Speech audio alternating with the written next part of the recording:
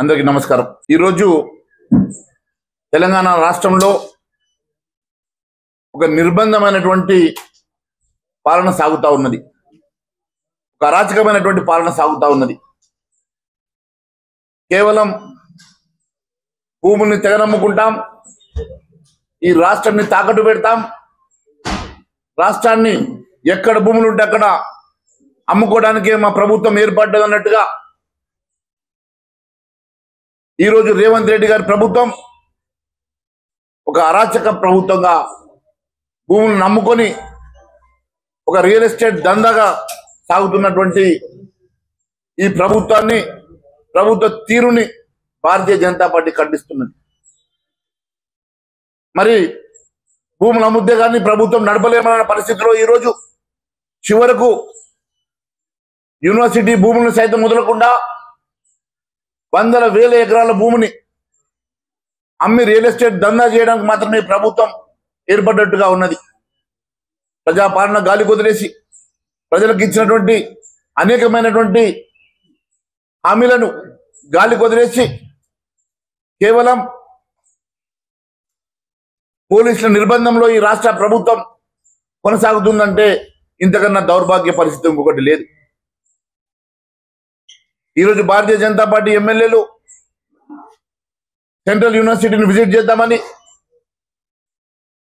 స్వచ్ఛందంగా ప్రజాస్వామ్య పద్ధతిలో సందర్శించడానికి వెళ్తా ఉంటే ఎక్కడికక్కడ మా ఎమ్మెల్యేలు నిర్బంధించి, మా ఎమ్మెల్యేలను హౌస్ అరెస్ట్ చేసి, నన్ను కూడా ఈరోజు ఇంట్లో హౌస్ అరెస్ట్ చేసి బయటకు వెళ్ళనీయకుండా అరెస్ట్ చేయడం ఇది శోచనీయం।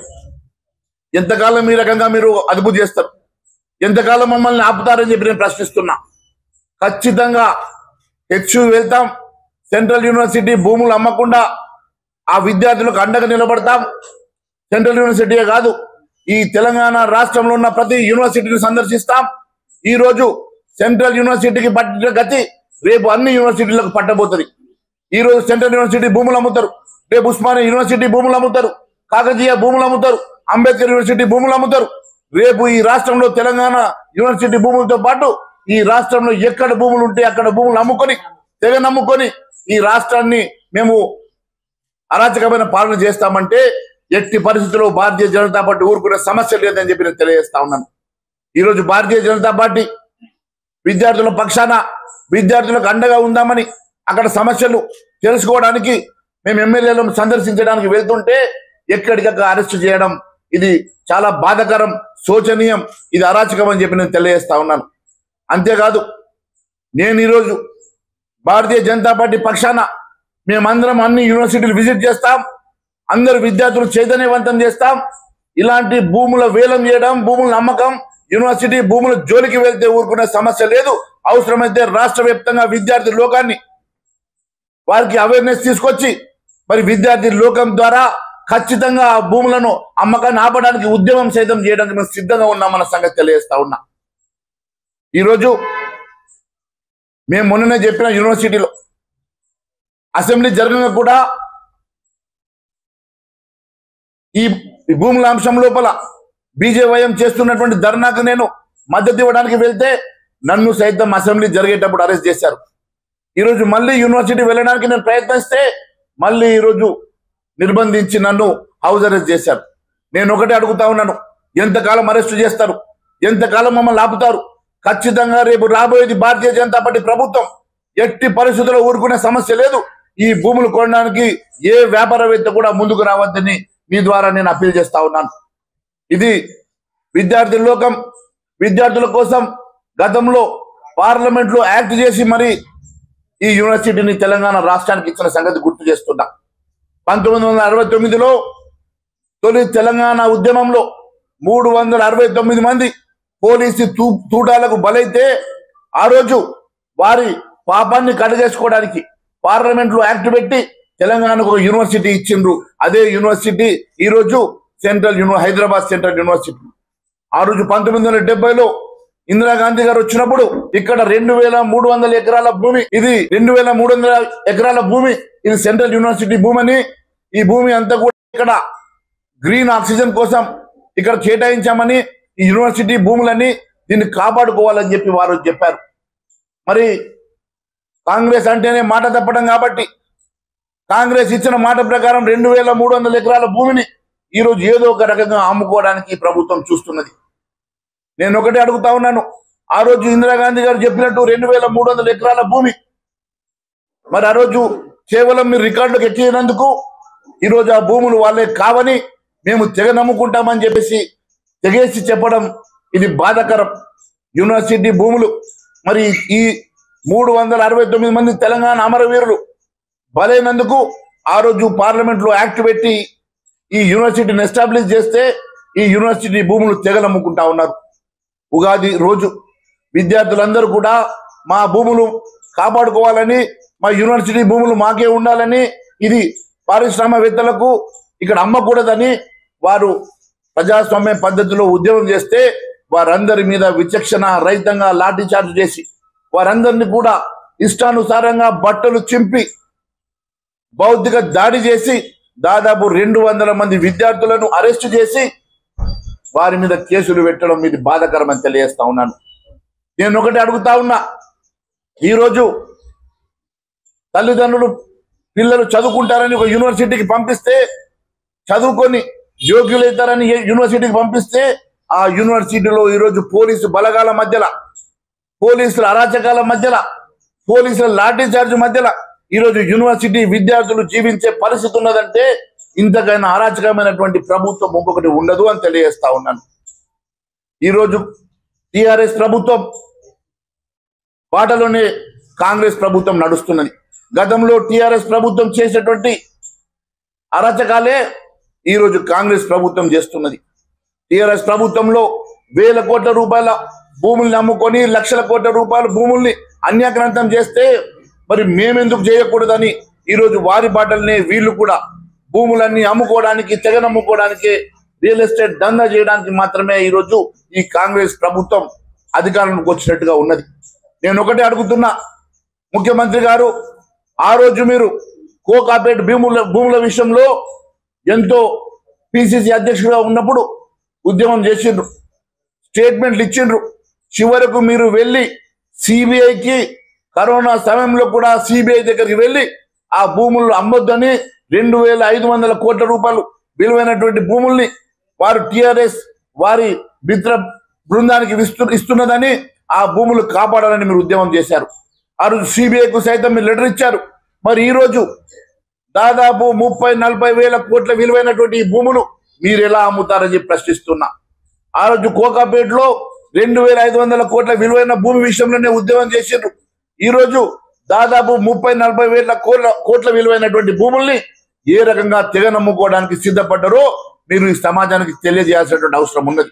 అంతేకాదు, నిన్న చూస్తే ఉగాది రోజు పిల్లలందరూ కొత్త సంవత్సరం వచ్చింది, వారి జీవితంలో కాంతులు నిండుతాయని చెప్పి ఎదురు చూస్తే కొత్త సంవత్సరం రోజు లాఠీ దెబ్బలతో స్వాగతం పలికారు. కొత్త సంవత్సరం రోజు వారి నిష్టానుసారంగా భౌతిక దాడి చేసి బట్టలు చింపి రక్తాలు కారే విధంగా విద్యార్థుల్ని కొట్టి 200 మంది విద్యార్థులను అరెస్టు చేసినటువంటి ఈ ప్రభుత్వం ఖచ్చితంగా ఈ ప్రభుత్వ హోంమంత్రి లేడు కాబట్టి ముఖ్యమంత్రి మీదనే కేసు పెట్టాలని చెప్పి డిమాండ్ చేస్తున్నాం. ఈ రకంగా విద్యార్థుల్ని ఉగాది పండుగ రోజు మీరు ఈ రకంగా ఇష్టానుసారంగా భౌతిక దాడి చేసిన దాన్ని భారతీయ జనతా పార్టీ ఖండిస్తున్నది. అంతేకాదు, ఈరోజు దాదాపు 60-70 జేసీబీలతోటి అక్కడ ఉన్నటువంటి వన్య ప్రాణులు ఉండగా అక్కడ ఉన్నటువంటి చెట్లను నరికేసి జేసీబీతో చదును చేస్తా ఉంటే జేసీబీతో ఎందుకు చదును చేస్తున్నారు ప్రశ్నించినందుకు మీరు విద్యార్థులను అరెస్ట్ చేశారు. నేను ఒకటే అడుగుతా ఉన్నాను, దాదాపు ఆ ప్రాంతంలో విశేషమైనటువంటి జన్యు సంపద ఉన్నది, అక్కడ పక్షులు ఉన్నాయి, అక్కడ జంతువులు ఉన్నాయి. మరి మొన్న అసెంబ్లీలో సీఎం గారు అంటారు అక్కడ జంతువులు లేవట, గుంట నక్కలే ఉన్నాయట. మరి గుంట నక్కలు ఎవరు? ఈ భూమి ఏ గుంట నక్క కోసం మీరు సాఫ్ చేస్తున్నారో తెలియజేయాల్సిన అవసరం ఉన్నదని తెలియజేస్తా ఉన్నాను. మరి గుంట నక్కలు ఎవరో కూడా మీరే చెప్పాలని చెప్పేసి ముఖ్యమంత్రి గారిని అడుగుతా ఉన్నాను. ఈ రోజు మరి దాదాపు 40,000 కోట్ల విలువైనటువంటి ఈ భూమిని కేవలం 20,000 రూపాయలకు మీరు మీ నచ్చిన వాళ్ళకి దారాదత్తం చేయడానికే ఈ కార్యక్రమం తీసుకున్నారు. 10,000 కోట్ల రూపాయలకు ఇదే భూమిని తాకట్టు పెట్టి దాంట్లో క్లాజ్ రాసుకున్నారు. మేము ఒకవేళ తిరిగి డబ్బు ఒకవేళ కట్టలేని పరిస్థితి ఉంటే ఈ భూములు అమ్మి ఆ డబ్బు కడతామని చెప్పి క్లాస్ రాసుకున్నాను. దానికోసమే ఈరోజు ఈ భూముల్ని అమ్మడానికి, ఈ భూమిని టీజీఐఐసి ద్వారా అమ్మకానికి వేలం వేయడానికి మాత్రమే మీరు చదును చేస్తున్నమాట వాస్తవం కాదని అడుగుతా ఉన్నా. ఒకవైపు శ్రీధర్ బాబు గారు చెప్తారు, ఒక్క అంగుళం కూడా ఈ భూమిని అమ్మనని చెప్పి అసెంబ్లీ సాక్షిగా చెప్తారు. మళ్ళీ ముఖ్యమంత్రి గారు మాత్రం ఖచ్చితంగా వేలం వేస్తాం, ఈ భూమి అమ్ముతాం, ఈ భూమి మా ప్రభుత్వం అంటాడు. అంటే ప్రభుత్వ భూములు అమ్మకానికా? ఇవి ప్రభుత్వ భూములు భావి తరాల కోసం ఉన్నాయా, లేకుంటే మీరు అమ్ముకొని ఈరోజు ఆ వచ్చిన డబ్బుతో సోకు చేసుకోవాలని చెప్పి ఈ భూములు ఉన్నాయా? ఒకవేళ మీలాగానే గత ప్రభుత్వాలు ఆలోచించుంటే ఈ రోజు ఇప్పటి వరకు 70 సంవత్సరాలు ఈ భూములు మిగిలిండేవా అని అడుగుతున్నా. మీలాగానే గత పాలకులు కూడా ఆలోచించుంటే ఈ రోజు తెలంగాణ రాష్ట్రంలో ఈ విలువైన భూములు ఇంకా మిగిలింటుండనా అని అడుగుతున్నా.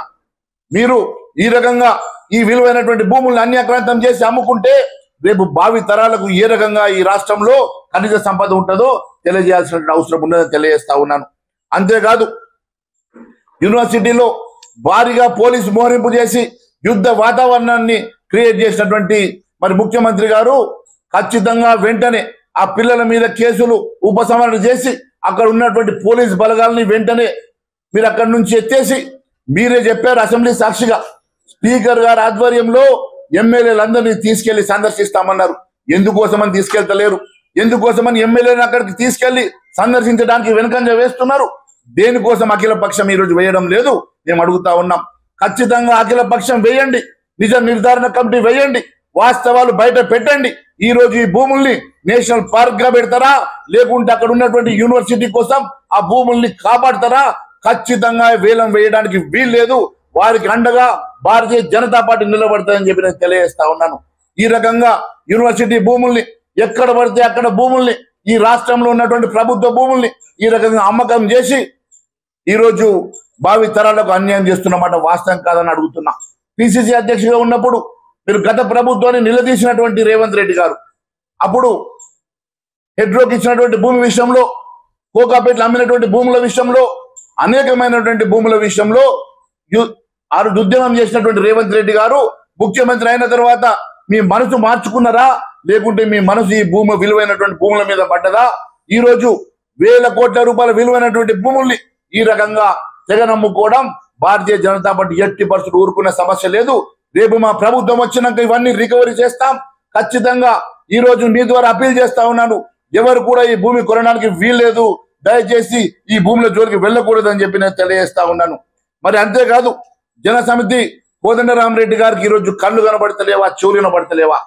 మరి సిపిఐ ఉద్యమం చేస్తామని చెప్పేటువంటి పూనంనేని గారు మీ వరకు విద్యార్థుల గోస వినబడతలేదా, లేకుంటే మీరు ఎందుకు కట్టడైపోయినారో మరి సమాజానికి తెలియాల్సిన అవసరం ఉందని తెలియజేస్తా ఉన్నాను. అంతేకాదు, ఇవన్నీ కూడా అక్కడ జీవరాశులే లేవన్నట్టుగా ఈరోజు ముఖ్యమంత్రి గారు మాట్లాడడం ఇది శోచనీయమని తెలియజేస్తా ఉన్నాను. ఎన్ని రోజులు ఆపుతారో చూస్తాం. తప్పకుండా రేపు వచ్చేది మా ప్రభుత్వం. ఖచ్చితంగా ఎట్టి పరిస్థితుల్లో ఈ భూములు అమ్మనివ్వమని చెప్పి తెలియజేయడమే కాదు, ప్రతి యూనివర్సిటీలో విద్యార్థి లోకాన్ని కలుస్తాం, విద్యార్థులతో కలిసి ప్రతి యూనివర్సిటీ విజిట్ చేస్తాం. ఎక్కడ కూడా ఇలాంటి భూములు అమ్మినా మేము ఉద్యమం చేస్తామని మరొకసారి తెలియజేసుకుంటూ, మరి ఈరోజు 7 గ్యారెంటీలట, 6 గ్యారెంటీలతో పాటు ఎన్నికల సందర్భంగా 7వ గ్యారెంటీ ఇచ్చిన సంగతి కూడా నేను గుర్తు చేస్తా ఉన్నాను. అదేంటంటే ప్రజాస్వామ్య పునరుద్ధరణ అన్నారు. అయ్యా, ప్రజాస్వామ్య పునరుద్ధరణ అంటే గతంలో ప్రజాస్వామ్యం లేనట్టుగా, అరాచక ప్రభుత్వం ఉన్నట్టుగా మీరు చెప్పినటువంటి మాటలు మరి ఈ రోజు నడుస్తున్నది ఏంది అని అడుగుతున్నా. మరి గత ప్రభుత్వంలో అరాచక పాలన ఉంటే ఇప్పుడు కూడా అదే అరాచక పాలన నడుస్తా ఉంది కదా. మీరు పునరుద్ధరణ చేస్తామన్నటువంటి ప్రజాస్వామ్యం ఎక్కడ పోయింది? మీరు పునరుద్ధరణ చేస్తామన్నటువంటి ప్రజాస్వామ్యం ఏమైంది అని చెప్పి ప్రశ్నిస్తున్నా. ఈ రోజు కూడా అదే అరాచకం, అదే నియంత పాలన, అదే పోకడలు, అదే అప్రజాస్వామ్యం కాదని అడుగుతున్నా. అంతేకాదు, అఖిల పక్షము వేసి నిజ నిర్ధారణ కమిటీ వేసి ఏ రకంగానైతే మీరు ప్రజాస్వామ్య పద్ధతిలో అఖిల పక్షం వేసి నిజ నిర్ధారణ కమిటీ వేసే వరకు మేము పోరాటం చేస్తామని చెప్పి తెలియజేస్తా ఉన్నాను. అంతేకాదు, శ్రీధర్ బాబు గారు, బట్టి విక్రమార్క గారు ఇద్దరు కూడా సెంట్రల్ యూనివర్సిటీ విద్యార్థులే, పూర్వ విద్యార్థులే. అదే మాదిరిగా ఎంతో మంది ఐఏఎస్ ఐపీఎస్ ఆఫీసర్ అని చదువుకున్న వారు ఉన్నారు. నేను ఒకటే అడుగుతా ఉన్నాను, శ్రీధర్ బాబు గారు, బట్టి విక్రమార్క గారు రేపు అల్యూమ్ని జరిగితే జరిగితే ఏ ముఖం పెట్టుకొని మీరు సెంట్రల్ యూనివర్సిటీ వెళ్ళగలుగుతారు? ఈ రోజు ఎందుకని ఆపుతలేరు? నిజంగా మీ క్యాబినెట్ లో ఏకాభిప్రాయం ఉన్నదా ఈ అమ్మకం మీద? ఏకాభిప్రాయం ఉంటే మరి దీంట్లో క్యాబినెట్ లో అప్రూవల్ తీసుకున్నారా? మరి ఏకాభిప్రాయం ఉన్నదా లేదా అన్న సంగతి బయట పెట్టాల్సిన అవసరం ఉన్నది. ఎందుకంటే శ్రీధర్ బాబు గారు అసెంబ్లీ సాక్షిగా ఒక్క అంగుళం కూడా భూమి మనం చెబుతుంటే ముఖ్యమంత్రి గారు మేము ఖచ్చితంగా తెగ నమ్ముకుంటామని ముఖ్యమంత్రి గారు చెప్పడం వెనుక మీ మధ్యలో ఏకాభిప్రాయం లేదు అని స్పష్టమవుతున్నది. ఎట్టి పరిస్థితుల్లో ఈ భూములు ఎవరి కోసం అమ్ముతున్నారు? ఎవరిని మెప్పు కోసం అమ్ముతున్నారు? మరి నిజంగా రియల్ ఎస్టేట్ దందా చేసేటువంటి మీ ప్రియాంక గాంధీ హస్బెండ్ ఆయన పేరేందయా రాబర్ట్ వడ్రా. ఆ రాబర్ట్ రియల్ ఎస్టేట్ దందా చేస్తాడంట కదా, మరి ఆయన మెప్పు కోసం ఆయన కోసం అమ్ముతున్నావా లేకుంటే ఎవరి కోసం అమ్ముతున్నావు? 40,000 కోట్ల విలువ చేసేటువంటి ఈ భూములు కేవలం 20,000 కోట్లకి అమ్మడానికి మీరు చూస్తున్నట్టు 20,000 కోట్ల రూపాయలు ప్రియాంక గాంధీ గారి భర్తకి ఆ రోబోట్ కోసము మీరు అమ్ముతున్నట్టుగా మాకు ఇన్ఫర్మేషన్ ఉన్నది. ఎట్టి పరిస్థితుల్లో మీ పదవి కాపాడుకోవడం కోసం మీ రోబోట్ని మెప్పు కోసం మీ సోనియా గాంధీ ప్రియాంక గాంధీ మెప్పు కోసం 40,000 కోట్ల విలువ చేసే ఈ భూములు వారి బినామీలకు 20,000 కోట్లకు అమ్మడానికి మీరు చేస్తున్న మాట ఇది వాస్తవం కాదని అడుగుతున్నా. దానికోసం ప్రజాస్వామ్యాన్ని కూని చేసి భారతీయ జనతా పార్టీ ఎమ్మెల్యేలను అరెస్టు చేసి ఈరోజు మమ్మల్ని ఎక్కడికక్కడ నిర్బంధించి మీరు తెగ నమ్ముకుంటామంటే ఎట్టి పరిస్థితుల్లో ఊరుకునే సమస్య లేదని తెలియజేస్తా ఉన్నాను. ఈరోజు టిఆర్ఎస్ కూడా దొంగ ఏడుపు ఏడుస్తున్నది.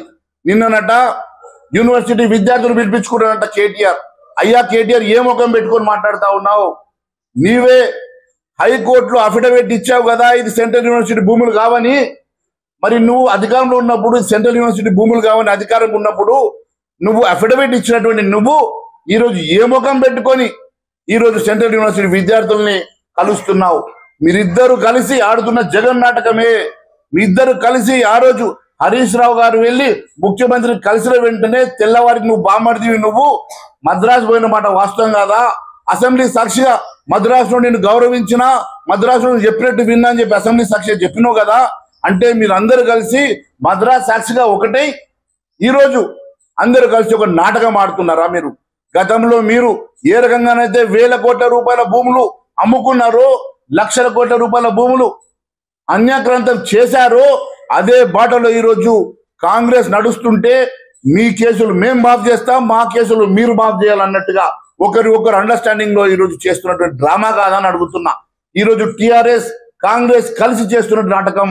గతంలో వారు ఈ రకంగా ఏదైతే అమ్మారో అదే రకంగా మేము అమ్ముతున్నాం, అదే రకంగా మేము ముందుకెళ్తున్నామని ఈరోజు కాంగ్రెస్ పార్టీ చేస్తున్నటువంటి అడుగులు చూస్తూ ఉంటే ఖచ్చితంగా ఒకరికొకరు సాయం చేసుకొని ఒకరికొకరు అండర్స్టాండింగ్ లో చేస్తున్నటువంటి ఈ జగన్ నాటకం అని చెప్పి తెలియజేస్తా ఉన్నాను. ఎట్టి పరిస్థితుల్లో ఈ భూములు అమ్మితే ఊరుకునే సమస్య లేదని చెప్పి నేను తెలియజేసుకుంటూ, మరి ఇప్పటి వరకు భారతీయ జనతా పార్టీ నాయకుల్ని మా ఎమ్మెల్యేలని ఎక్కడికక్కడ నిర్బంధించి అరెస్ట్ చేసినటువంటి అంశాన్ని పూర్తిగా ఖండించడమే కాకుండా ఈ అప్రజాస్వామ్య పద్ధతిని, నిరంకుశ పద్ధతిని, మరి ఈ రకంగా పోలీస్ వలయంలో ఈ రాష్ట్రాన్ని నడిపిస్తున్నటువంటి ఈ నిరంకుశ పాలనకి వ్యతిరేకంగా భారతీయ జనతా పార్టీ ఖచ్చితంగా పోరాటం చేయడమే కాకుండా ఈ భూముల వేలాన్ని మేము ఎట్టి పరిస్థితుల్లో ఆపుతాం, దానికోసం ఉద్యమిస్తాం, ప్రజల పక్షాన నిలబడతాం, ప్రజల పక్షాన పోరాటం చేస్తాం, విద్యార్థి లోకానికి పూర్తిగా అండగా నిలబడతామని మరొకసారి తెలియజేసుకుంటున్నాను.